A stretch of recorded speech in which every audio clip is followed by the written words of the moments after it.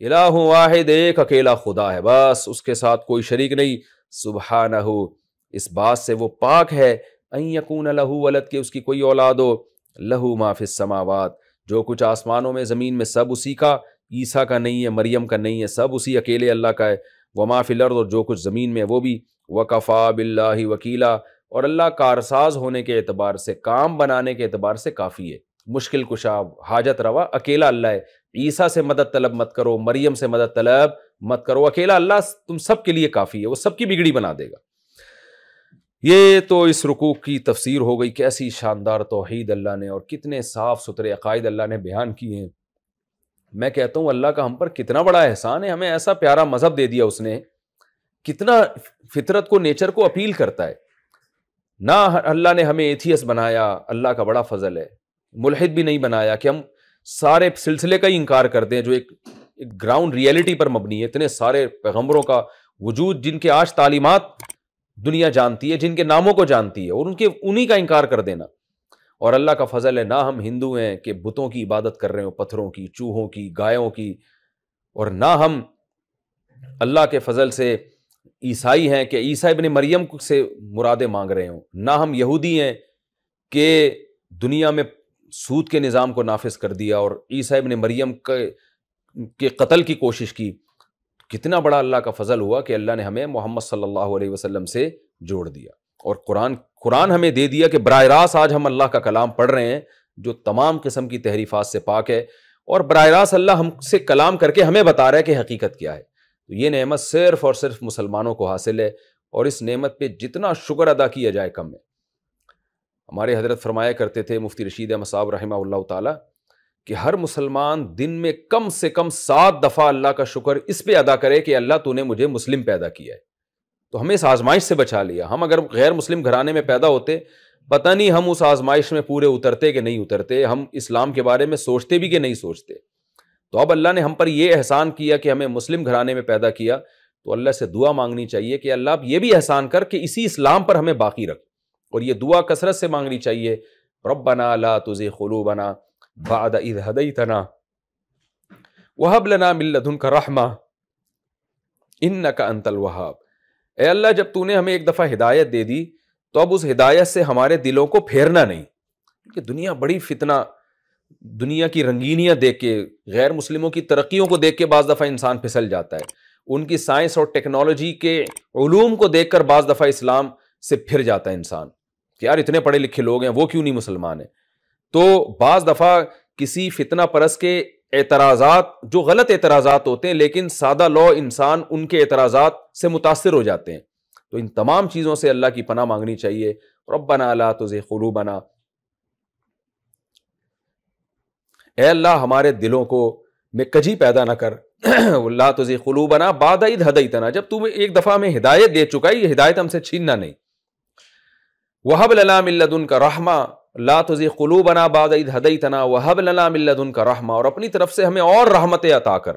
جیسے تو نے ہمیں اسلام کی نعمت دے دی، اور مزید اپنی رحمتیں ہمیں عطا فرما کہ انک انت الوہاب، بے شک تو لوگوں کو عطا کرنے والا ہے. اور ربنا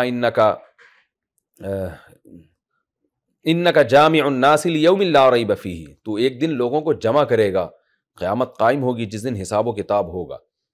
ربنا لا تزغ قلوبنا بعد اذ ہدیتنا وہب لنا من لدنک رحمہ انک انت الوہاب. اور قرآن میں دوسرے مقام پر یا اسی آیت پر آتا ہے کہ انک جامع الناس لیوم لا ریب فیہ، ہمیں پتہ ہے کہ تو ایک دن قیامت قائم کرے گا اور لوگوں سے حساب و کتاب لے گا. انک لا تخلف المیعاد، تو اپنے وعدے کی خلاف ورزی نہیں کرتا. تو یہ لا تزغ قلوبنا والی دعا اور اللہ کا شکر اس کا معمول بنانا چاہیے.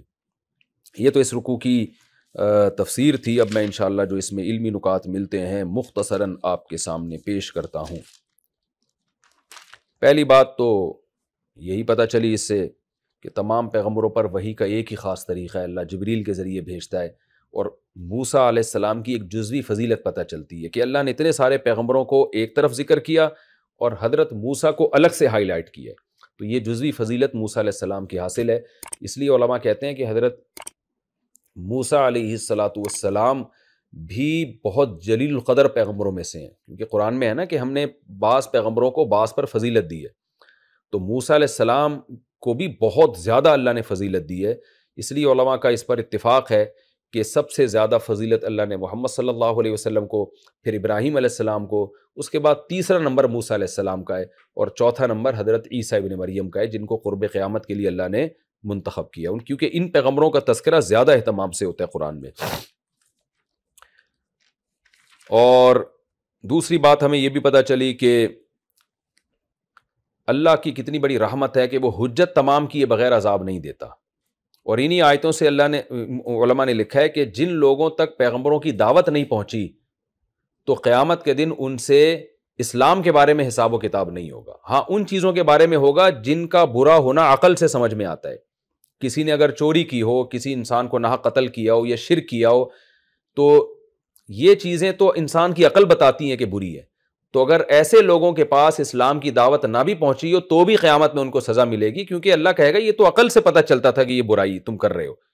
لیکن جن چیزوں کا تعلق وحی سے ہے اور اسلام کے بتائے بغیر نہیں پتہ چلتا کہ اچھا کیا ہے برا کیا ہے، تو ان غیر مسلموں کے پاس اگر اسلام کی دعوت نہیں پہنچی تو پھر ان سے نبی کی رسالت کے بارے میں سوال نہیں ہوگا اور ان سے اسلام کے بارے میں سوال نہیں ہوگا.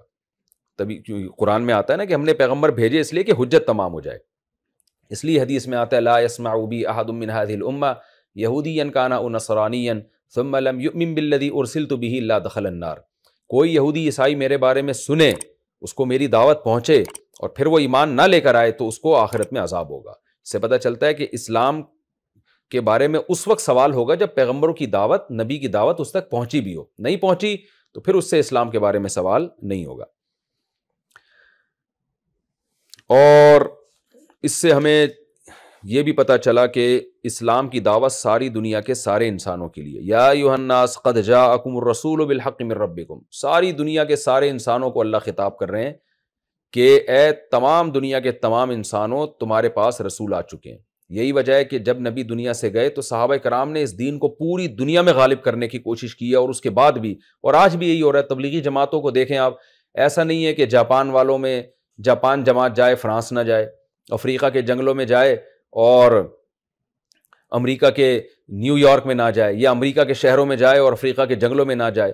تو مسلمان دعوت دے رہے ہیں پوری دنیا میں. مجھے تبلیغ جماعت کے لوگ ملتے ہیں، کہتے ہیں ہم ایسے ایسے ملکوں میں گئے ہیں جہاں کوئی تصور نہیں کر سکتا تھا کہ کوئی جائے گا. یعنی ایسے ایسے جزیروں میں جا کے انہوں نے دعوت کا کام کیا ہے. تو یہ اسی آیت کا نتیجہ ہے کہ ہمارے نبی کی جو رسالت ہے، ہمارے نبی کا جو مقام ہے، وہ یہ مقام ہے کہ دنیا میں اگر کوئی کسی پہاڑ کے کسی ٹوہ میں گھس کے بھی رہتا ہے تو مسلمان کی ذمہ داری ہے کہ اس تک بھی اسلام کو پہنچائے. وہ تو یہ ذمہ داری ہے، اور اللہ نے کیونکہ نبی کو تمام انسانوں کا سفیر بنایا ہے. تو یہ بھی اس آیت سے ہمیں پتہ چلتا ہے. اور یہ بھی پتہ چلتا ہے کہ بھئی دین میں غلو نہیں کرنا چاہیے. عقیدت محبت میں بھی غلو درست نہیں ہے، جیسے کہ عیسائیوں نے حضرت عیسیٰ علیہ السلام کو اللہ کا بیٹا بنا.